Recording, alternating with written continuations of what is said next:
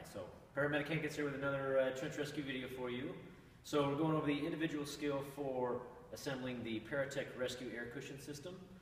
For time's sake, we have all the elements laid out here already. These elements come from the top of the heavy rescue. You go up the ladder and up the top, and they are in the forwardmost driver's side coffer. To go over the elements of the system, we have our low pressure air cushions here. Those are half bar cushions. We have our 1-inch low pressure hoses with their locking couplings. Okay, and then we go back here.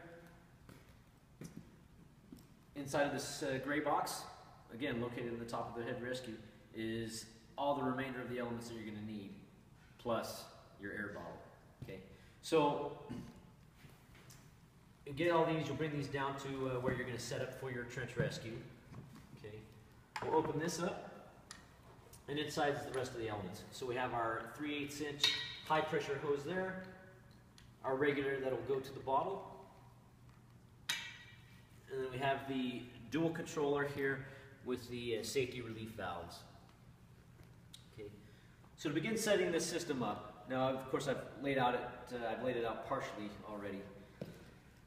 I'm going to take my controller, make sure it's in the full off or negative position.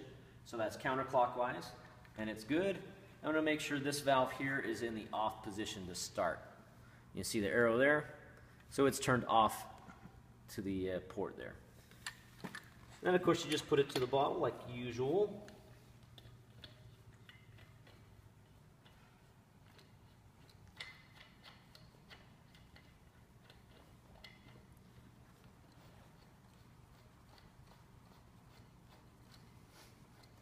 Getting there. All right.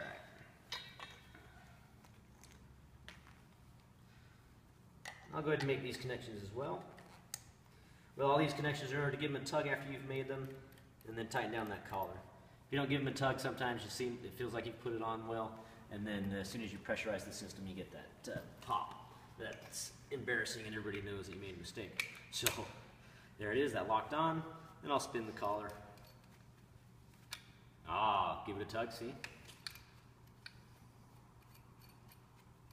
Check.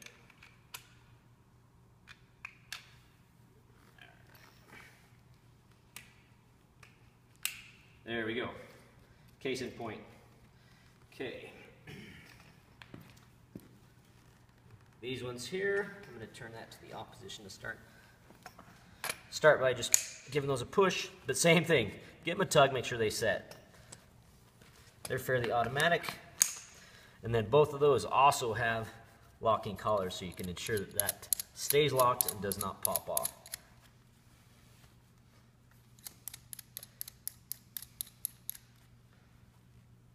We want these in this closed position here to start things off. Okay, so this is your dual controller. Obviously you've got a gauge for each line.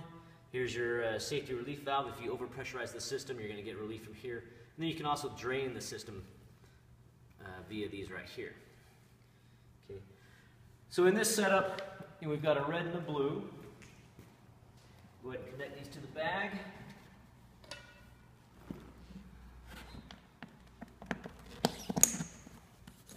Again, rotate that collar. Make sure it's tight.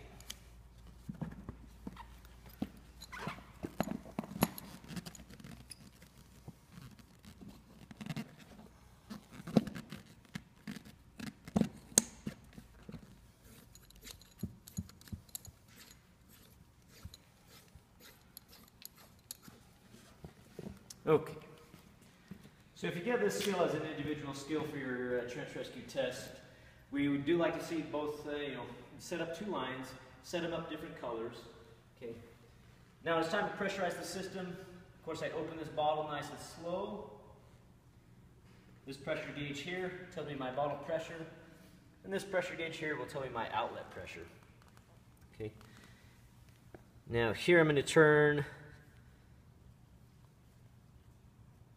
Just slowly begin to turn some pressure here. I'm going to watch that. We don't need very much pressure at all. The whole system is a half bar. So I'm going to set it just, right there I'm about 25 psi. Okay. Now I'm going to slowly turn that valve on the dial on the side here. That's putting pressure to the high pressure hose. And then if I need to, I can make a small adjustment there again. Okay. So we've got pressure to our 3/8 high pressure hose here. Now if you look here, you see two different items here, where one has this valve and an additional safety relief. One does not. You can use either way. Having this valve on here just makes it so that after we pressurize the bag, if we need to, we can disconnect this unit and pressurize another bag. So here we've got two bags. The key with this whole high pressure or low pressure system is to just inflate slowly, and it's very passive, very simple. So I'm going to just rotate this. I'm going to inflate the red bag. Just rotating this valve. Oh, see, it just popped. Nice and slow. Let that come down. Is that up already? No, it's because that. All right, there we go. So counterclockwise. Now we don't have any actual weight on the bag right now, so it's barely going to read. We can probably inflate that bag completely full, and it will just barely show on here.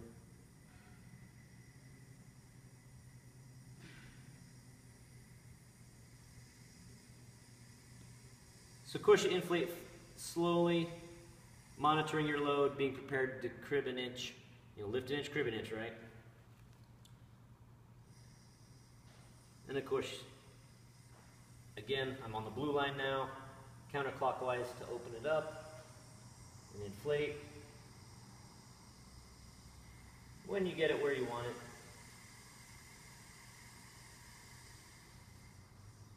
Clockwise to shut it off. Again, on the red system, because of this valve that's here in place,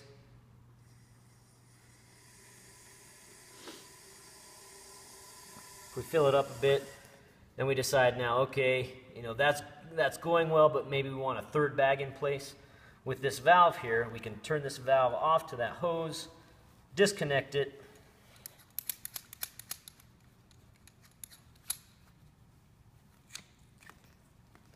and we're not going to lose air out of that bag. We could take another hose, connect it here, and add a third bag to the system. Okay.